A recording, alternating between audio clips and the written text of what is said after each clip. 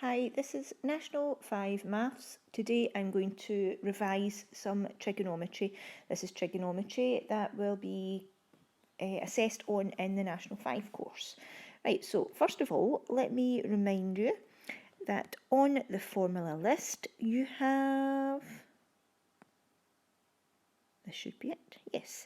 Here's a formula list. I will put this down in the corner down here. There we go. Okay, so you've got the sine rule, cosine rule, and the area of a triangle formula. We're just going to go through examples of when you would use each one. Okay, area of a triangle, obviously it would ask for the area of a triangle, and you'll know straight away that area of a triangle, you're going to use that formula. But what I do want to point out is, do remember that that formula, area equals a half a B sine C.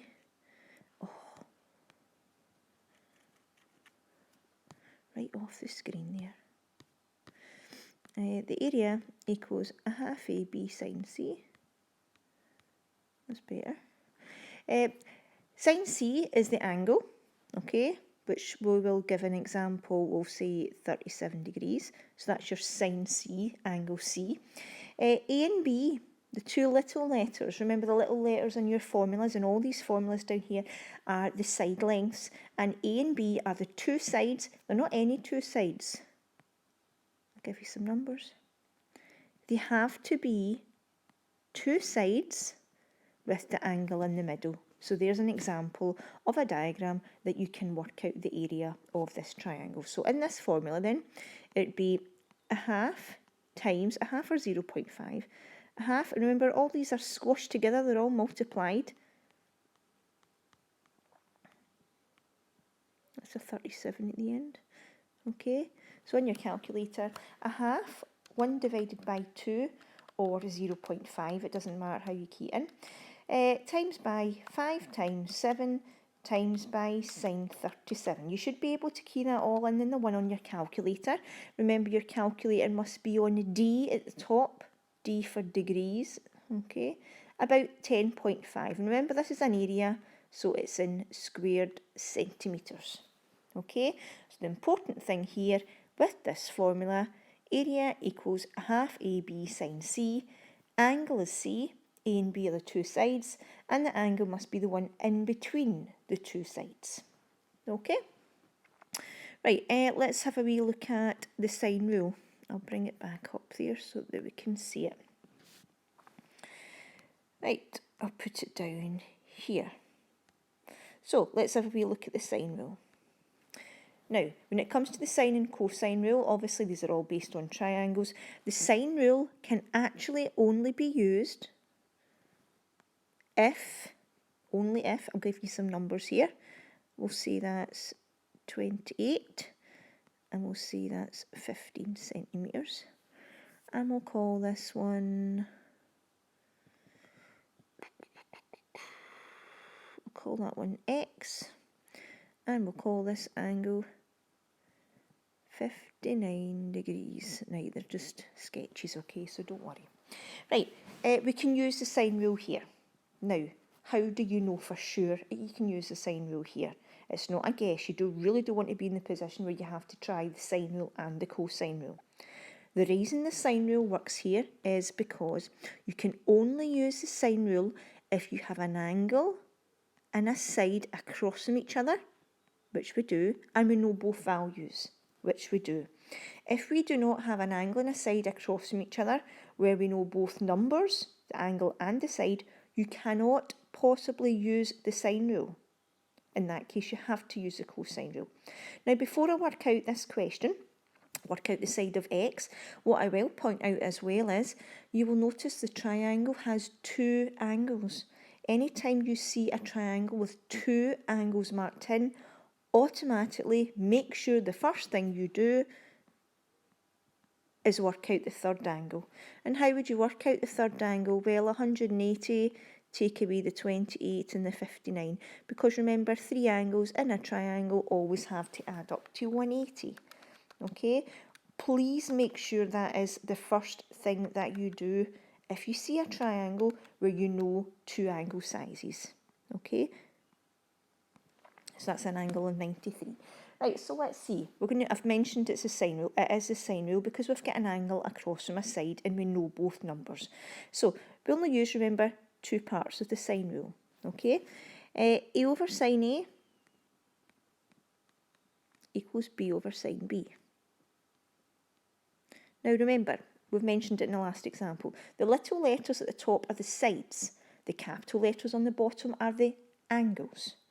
Right? I would always put x, or whatever one we're working out here, x is a side length. Always put x on the left-hand side of the formula. So is x going at the top or at the bottom? Well, x is a side, the wee letters are the side. So x over, and it's the angle that's opposite. So it's x over sine 59. And now you put it equal to the matching pair, the ones that we talked about that are opposite. So what's the side? The side length is 15 and the angle is sine 28. Okay? Now we want to find x. So let's just change the colour of pen. We don't want this sine 59 there. What is that sine 59 doing to the x? How can we get rid of it? Well, there's one simple way we can get rid of it. I'm going to rub that out a wee bit. To find x on its own, to get rid of the sine 59, we do 15 over sine 28. Where is the sine 59 going? I've mentioned it's a division. Move it on to the other side and multiply it. And you should be able to key that into your calculator as it is. 15 divided by sine 28 and then times by sine 59. 27.4. Always read and remember the questions. They will likely tell you what you have to round to. In this example, I haven't mentioned anything like that, so we'll just say 27.4. The next question I would like to go over is a question that will involve using the cosine rule. Now, have a look at this one and let's just double check that you understand why we're going to use the cosine rule here. So here we've got a triangle. I've marked on some measurements. Now, remember when we talked about the sine rule just last year, which says to be able to use the sine rule, you must have the angle and the side opposite each other, where you know the angle and the side. Right, we've only got an angle here. In fact, we don't even know the angle. We know it's x. So we've got an x degree angle opposite a 4 centimetre side length. We don't know the angle and the side opposite each other, so we cannot use the sine rule. Okay, we would need to know what angle x is here to be able to attempt to use the sine rule. But because we don't have what I call a matching up pair, an angle and a side opposite where we know both values, you cannot use the sine rule. So this is a cosine rule question. There are two versions of the cosine rule. There's a cosine rule formula and there's another one. Which one are we using here? We're finding x, angle x. This first formula says a squared equals, and it's little a. Little a works out a side. So that first formula works out side. The second formula, this one here, says cos A. Remember, capital A is an angle. That's the one we want to use. So first of all, write down the formula. Just writing it down as it appears on the formula list. And we'll go over how to sub in the numbers here. Right, so A's, B's and C's, they're all wee letters, they're all the sides, the three sides. Now, it's not just a case of stick anywhere A, B and C, whatever you want. A, the one that's getting subtracted here at the end, A must be the one that's across from the angle that we're trying to find. So A is the one that's 4, okay? So B and C doesn't matter which is which, so we'll say 5 squared plus 6 squared. Take away the 4 squared. And it gets all divided by 2BC, remember, just means 2 times. B and C are 5 and 6. So let's key this into your calculator. The top line, 5 squared plus 6 squared, take away 4 squared, is 45. And the bottom line is 60. when I do that over remember means divide, 45 divided by 60, I get 0.75. Now, that's not an angle. We're trying to work out an angle here. What this formula says, remember, is that cos A is equal to 0.75. To get angle A, you need to do the inverse cos. Cos to the minus 1, shift function or second function on your calculator. Shift cos or inverse cos, it comes up as cos to the minus 1, gives us about 41.4. And again, remember, I've just left it to one decimal place. It's an angle. It makes sense. Okay? Right, next thing I'd like to go over in terms of trigonometry is just a bit on trig graphs. Okay? I'm going to put the black pen back on. That's better. Right, here is, I'm going to draw the basic sine x graph. Now, the basic sine x looks like that. This on the x-axis ends at 360, therefore in the middle would be 180.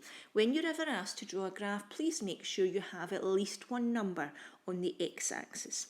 It goes up to the number 1, that's its maximum, and it goes down to the number minus 1. Okay?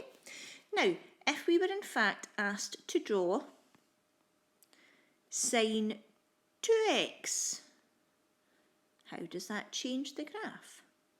What that means is, putting the number in here, we have 1. Oh, what happened there? 1, 2 sine graphs, 2 sine waves. Now, that's not too bad a drawing. I'm going to actually have another wee go at it. We're not looking for absolutely perfect diagrams here, but do try and make it look as if it's going up the same height and down the same. That's much better. That's much better. And this ends at 360 here at the end. The end of the first sine graph would be at 180. It still goes up to 1 and it still goes down to minus 1. Now, what I'd like to go over is, what does y equals, if instead I put the 2 at the front, 2 sine x. What does that look like? The 2's at the front, not in between the sine and the x, sine 2x. It's a 2 sine x. Don't get them mixed up. What the 2 does here, it changes what we call, it's the amplitude. Now you'll think, that just looks the same. However, instead of going up to 1 and down to negative 1, it goes up to 2 and goes down to negative 2. And that's what the 2 at the front deals with. Let me just point out this one up here, not that you're often asked about it, but the period of this graph is 180. Oops, 180 degrees. Okay, because there are 2 sine graphs or 2 sine waves in the 360. Not bad. Just as a wee reminder, what does a cos graph look like?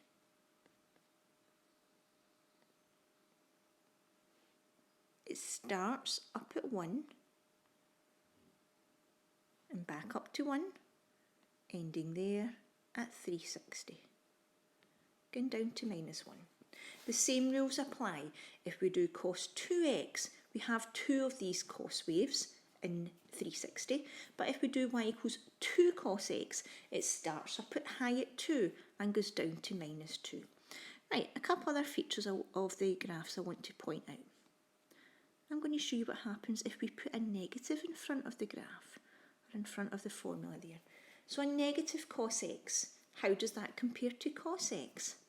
Hopefully you're thinking about it. There we go. It's flipped upside down. It still ends there at 360 on the x-axis, starting down at minus 1 and going up to a maximum up at 1. Okay, and last thing I want to go over in terms of the graph is what happens if we do sine x plus 3. Or I could have done sine x minus 3. I'll do this one first. Right, sine x. That's sine x. Okay, I'm going to draw on red on this graph what a sine x plus 3 means. I'm just going to put on, in fact, no, I'll make it a wee bit smaller. And if you know what sine x plus 3 looks like, you'll know why I'm making it a wee bit smaller. Right, there we go, ending at 360.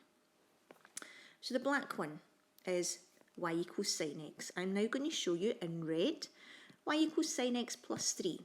The plus 3 at the end bumps the graph up by 3. So this is not going to go up to 1 and down to -1 anymore. Shift this whole thing up by 3. So instead of going up to 1 there, it's going to end up going up to 4 because it's all been shoved up the way vertically by 3. Instead of its lowest point being -1, its lowest point is going to be shove it up 3. It's going up to 2. And instead of starting at 0, bump it up 3, it's actually going to start at 3. So it's going to look like this.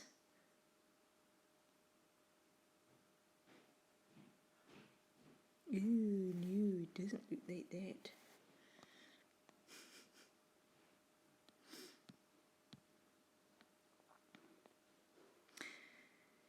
Start at 3 instead of 0.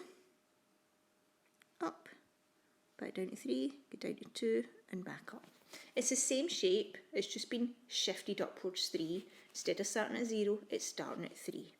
Okay, if I had put sine x minus 2, you take the graph that's in black and shift it down 2. And that would start down at -2 and it would go upwards. Okay, right, try the quiz please. I'll be on to offer any help I can.